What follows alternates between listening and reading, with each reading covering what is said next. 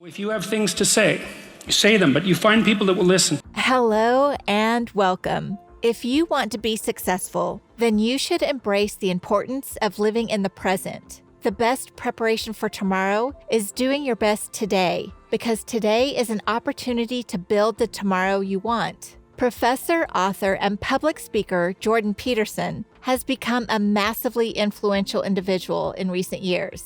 His self-help exercises, lectures, and books have led to hundreds of success stories concerning coping with mental illness and overcoming addictions, just to name a few. Jordan Peterson is a clinical psychologist and a professor of psychology at the University of Toronto. If you're a mess, you know it. Obviously, you're suffering away like so much you can barely tolerate it. His particular areas of interest are the psychology of religious and ideological beliefs and the improvement of personality and performance. Peterson's first book, Maps of Meaning: The Architecture of Belief, examined several academic fields to describe the systems of beliefs and myths, their role in emotion, and the creation of meaning. Peterson's second book, 12 Rules for Life: An Antidote to Chaos, was published in 2018 and provides life advice through essays on abstract ethical principles, psychology, mythology, religion, and personal antidotes. The psychological profession is neck deep in this pathology. The book topped bestseller lists and has sold over 3 million copies.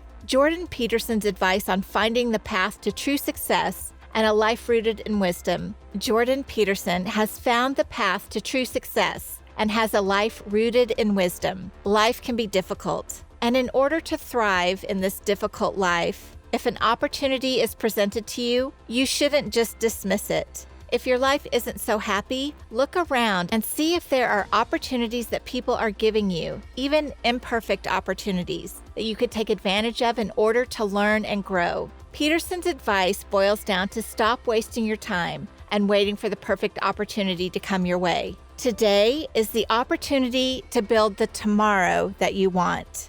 What would their life have to be like in order for that to be the case?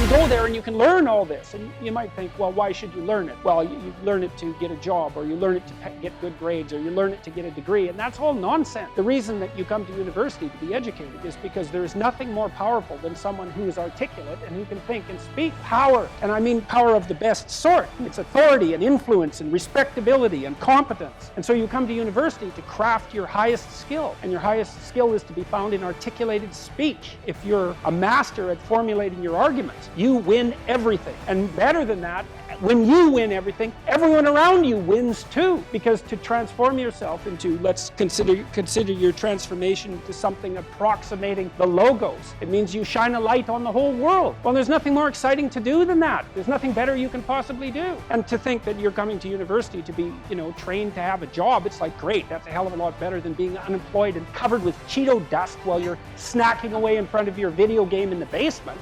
There are spirits that dwell within you, meaning you have a will and you can exercise a certain amount of conscious control over your being, but there are all sorts of things that occur within you that seem to be beyond your capacity to control. Your dreams, for example, that's a really good example, or your impulses, for example. You might think of those as so foreign from you that you don't even want them to be part of you. But more subtly even, how about what you're interested in, what compels you? Where does that come from? Exactly, because you can't conjure it up of your own accord, So if you're a student and you're taking a difficult course, you might say to yourself, well, I need to sit down and study for 3 hours. But then you sit down and that isn't what happens. Your attention goes everywhere. And you might say, well, whose attention is it then if it goes everywhere? Because you say it's your attention. It's like, well, if it's your attention, maybe you would be able to control it, but you can't. And so then you might think, well, Jen, just exactly what the hell is controlling it? And you might say, well, it's random. Well, it better not be random. I can tell you that. That happens to some degree in schizophrenia. There's an element of randomness in that. It's not random. It's driven by the action